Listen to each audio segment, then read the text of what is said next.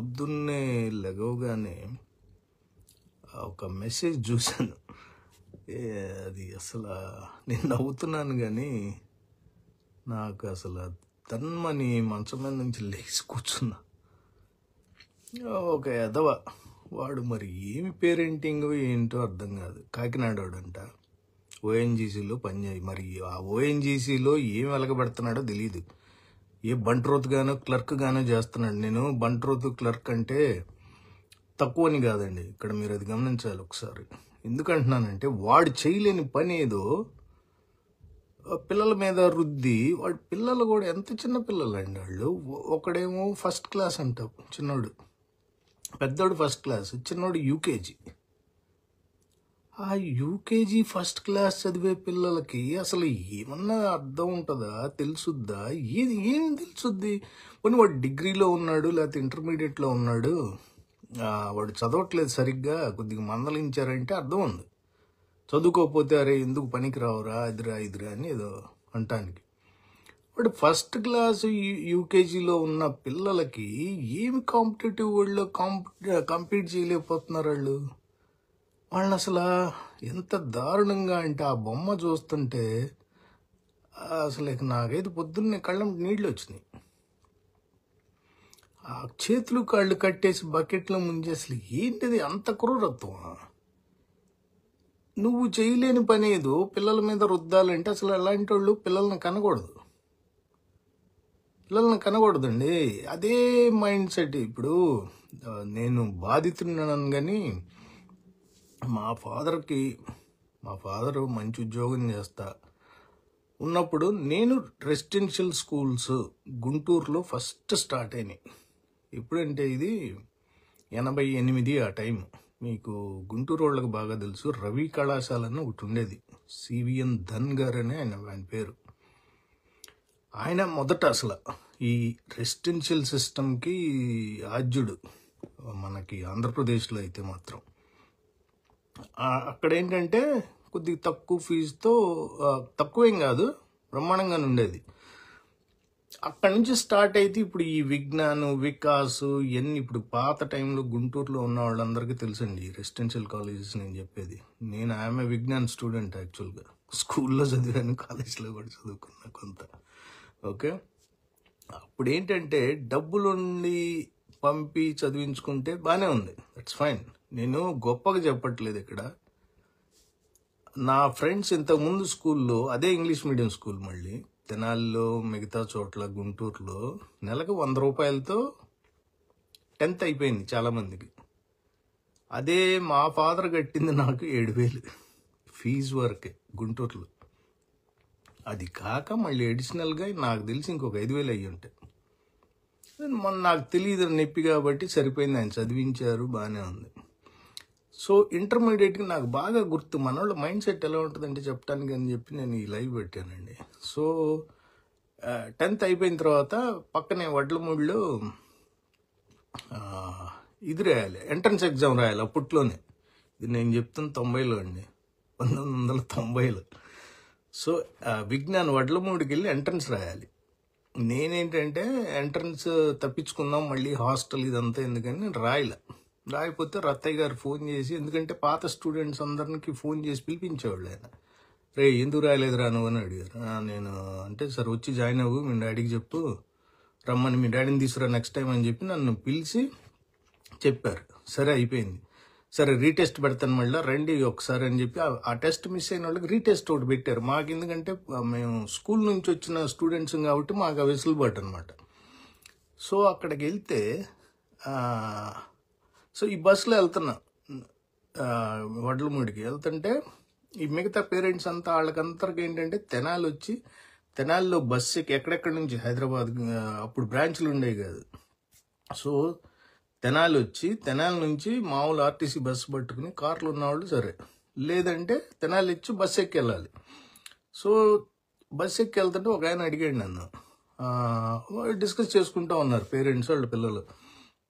మంచిదండి విజ్ఞాన్ బాగుంటుందంట, రెసిడెన్షియల్ తాట తీసేస్తారు చదవకపోతే, అది ఇది అని నేను పక్కనే ఉండి ఆ స్కూల్ కూడా బాగుంటుందంట అంటే, నేను ఇక చిన్నోడిని 10th అయిపోయినాను.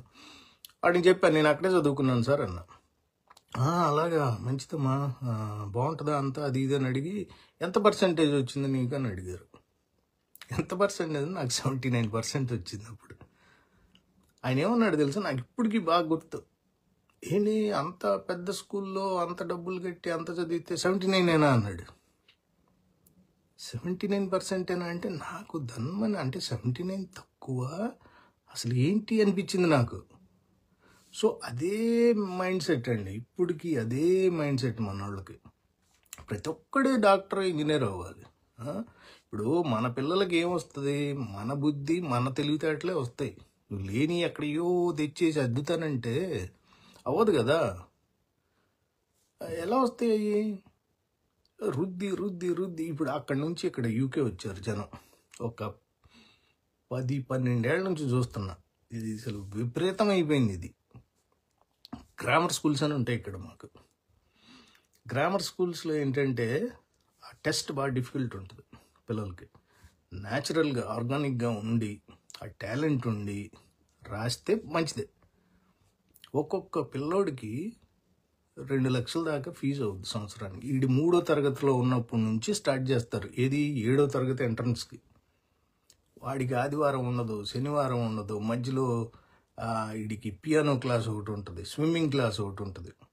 ఇది ఈ వారం మధ్యలో ఇవన్నీ నేర్పుతా. మళ్ళీ వీకెండ్ వదలరు.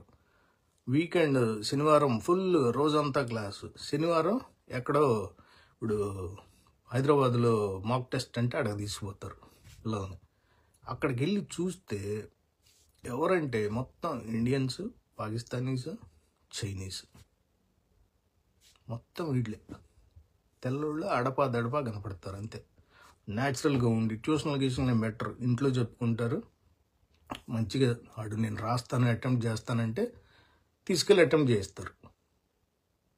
ఇక్కడికి వచ్చి ఎలా మీరు ఇప్పుడు ఆ స్కూల్స్ ఎక్కడో అడవుల్లో ఎక్కడో ఉంటాయి కొద్దిగా దూరంగా. అక్కడికి వెళ్ళిపోతారు షిఫ్ట్ అయ్యి. అక్కడ 100 రూపాయలు ఉన్న ఇల్లుని మన తెలుగు వాళ్ళు మెయిన్ వెళ్ళి వెళ్ళి వెళ్ళి అక్కడ ఏం చేశారు, ఇప్పుడు 500 అయింది ఆ ఇల్లు. ఎందుకంటే ఎక్కువైపోయారు, డిమాండ్ పెరిగిపోయింది. ఆ స్కూల్ చుట్టూ ఉన్న ఏరియాలో 100 రూపాయలు ఉన్న ఇల్లు 500 చేసి కూర్చున్నారు. ఇప్పుడు 1000 అయింది అదే ఇల్లు. 12 ఏళ్ల క్రితం 100 500 అయితే ఇప్పుడు 1000 అయింది.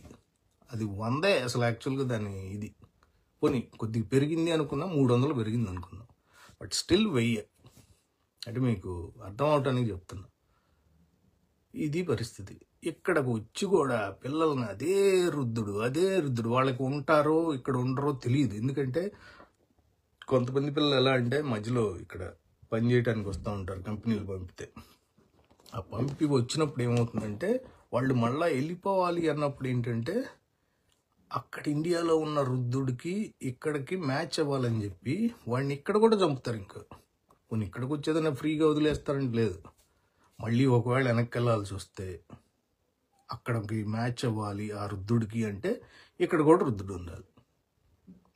అసలు వాడు ఆ కాకినాడలో వాడు అసలు ఏ మనిషి? అసలు పిల్లల్ని కంటవు ఎందుకురా బాబు? నువ్వేమో పెద్ద నువ్వేమైనా కలెక్టర్ అయ్యావు, కొని బ్రహ్మాండంగా చదివి నెలకు 10 లక్షలు ఏమైనా సంపాదిస్తున్నావా? లేదు. నువ్వు అలాగే ఉండి నువ్వు పెద్ద పోటుగాడివి అయితే ఆ 10 లక్షలు కలెక్టర్ ఏదో అవ్వాలిగా. ఫస్ట్ క్లాసు యూకేజీ చదువుతున్న పిల్లలు చదవట్లేదని చెప్పి చంపేయటమేంద్రా దుర్మార్గుడు అని. నువ్వు చచ్చి మంచి పని చేసావు, నాకు అర్థమైంది అది. అసలు ఎంత దారుణం అంటే అంత దారుణంగా తయారయ్యారు పేరెంట్స్. అలా ఆ మైండ్ సెట్ ఉన్నప్పుడు పిల్లల్ని కనకండి ప్లీజ్. కనకుండా మీ బతుకు మీరు బతకండి హ్యాపీగా. లేదా వాడు ఇప్పుడు 2 పిల్లలు ఉన్నారంటే ఒకటి తెలివి ఉంటాడు, ఒకటి కొద్దిగా తక్కువ ఉంటుంది, వాడికి సపోర్ట్ చేయండి. లేదా మీరు పెద్ద పోటుగాళ్ళు అయితే సంపాదించండి. వాడు రేపు పెద్ద ఇబ్బంది పడకుండా తలాకి ఇల్లు 2 ఇళ్ళు కొని పెట్టేసి బ్యాంక్ బ్యాలెన్స్ నిండుగా పెట్టి వదిలేసేయండి. మీకు అది చేత కానప్పుడు పిల్లల్ని చంపకండి. ఇప్పుడు కొద్దిగా వీక్గా ఉన్నారనిపించింది అనుకుందాం, నువ్వు సంపాదించు 2 ఇళ్ళు కొని ఒకడికి, లేకపోతే ఆడపిల్లలకి మగపిల్లలందరికీ 2 ఇళ్ళు కొని వచ్చి చక్కగా బ్యాంక్ బ్యాలెన్స్ పెట్టి పెట్టు. వాడు నువ్వు చేయలేని పని ఆడి మీద ఎందుకు రుద్దుతావు? నువ్వు డాక్టర్ అవుదావు అనుకున్నావు, అవ్వలేదు, ఇక ఆడి మీద రుద్దితే వాడు అయితే అవుతాడు, చెప్పించు, దానికి కాదు ట్యూషన్ పెట్టించుకో, లేకపోతే మంచి స్కూల్లో జాయిన్ చేసుకో, ఫైన్. అంతేగాని నువ్వేదో అవ్వలేదని చెప్పి వాడి మీద రుద్ది, పిల్లల మీద రుద్ది, వాళ్ళని ఇబ్బంది పెట్టి ఇక్కడ ఇదే గోళిక మాకు.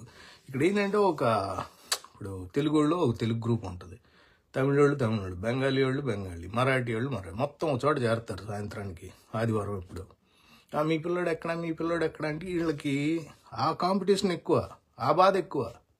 అరే వాళ్ళ పిల్లోడు గ్రామర్ స్కూల్కి వెళ్ళిపోయాడు, మా వాడు వెళ్ళలేదు. ఏమవుద్ది?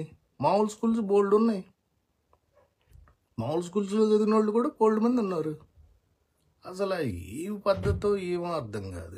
ఇక్కడికి వచ్చి కూడా అదే రొచ్చు, అదే రచ్చ, అదే రొచ్చు. ఎక్కడికి వెళ్ళినా ఇంతే. మీరు చేయలేని పని ఏదో పిల్లల మీద రుద్ది వాళ్ళని చంపటం ఇంద్రా బాబు. అసలు ఏమన్నా అర్థం ఉందా?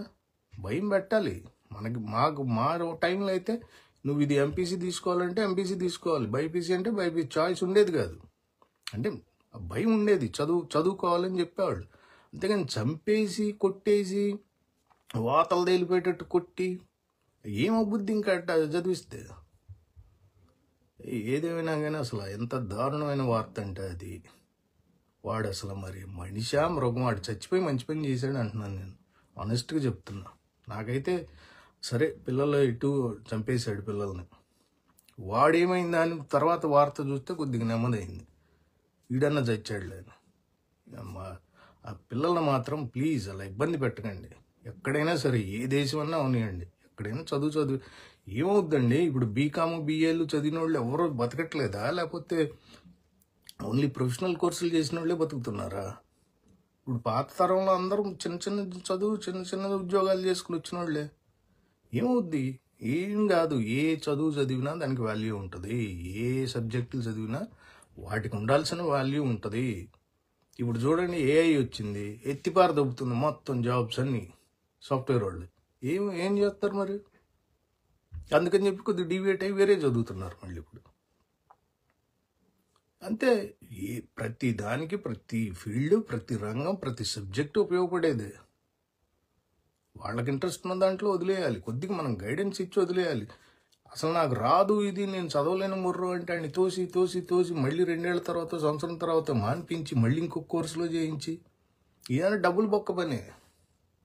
అంతేగాని వాడికి ఏం ఇంట్రెస్టో చూసి మరీ ఇప్పుడు చెత్త చెదారం ఏదో చేస్తానంటే కాదురా బాబు, అది కాదు ఇది కాదు అని చెప్పి చేయించుకోవాలి.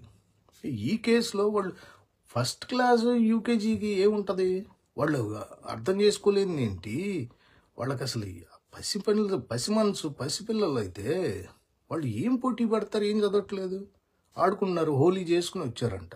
హోలీ పండగ అంతా ఎంత ఉల్లాసంగా ఆడుకుని వచ్చి రాగానే ఈ పని చేశాడు వాడు. ఏం చెప్తాను చెప్పండి? దయచేసి పేరెంట్స్ కూడా అండి, ప్లీజ్ చిన్నపిల్లలు ఉన్నవాళ్ళు, ఏ పిల్లలు ఉన్నా కానీ వాళ్ళని చదువు ఎంకరేజ్ చేయండి, మీ ఇచ్చే ప్రోత్సాహం చేయండి. నాది ఒకటే మనవి, మీరు చేయలేము, మా వాళ్ళు వీక్గా ఉన్నారు, మా వాడు చదవట్లేదు అన్నట్టు వాళ్ళని ఇబ్బంది పెట్టకుండా, నీకు సామర్థ్యం ఉంటే ఆస్తులు కూడబెట్టు, వాళ్ళకి ఇచ్చు. పిల్లలకి కానీ మనం పెంచినందుకు వాళ్ళకి ఆస్తులు కూడబెట్టి ఇచ్చి నీ పని నువ్వు పక్కకు ఉండప్పుడు వాళ్ళు హ్యాపీగా లీడ్ చేస్తారు లైఫ్. చదువుతూ సరిపోద్ది, ఉద్యోగం చేసుకుంటారు, వ్యాపారం చేసుకుంటారు, తర్వాత నువ్వు సంపాదించు. నీకు సంపాదించడం జాతగా గాడి మీద పడిపోయి చదువు అంటే ఏం చెప్తాడు? న్యాచురల్గా ఉంటే ఫైన్, లేని దానికి నువ్వు పెట్టి రుద్దితే ఉపయోగమే ఉండదు. వాళ్ళని ఇబ్బంది పెట్టడం తప్ప వాళ్ళకి మనం హెల్ప్ చేసిన వాళ్ళు అమ్మో. ఎనీవే.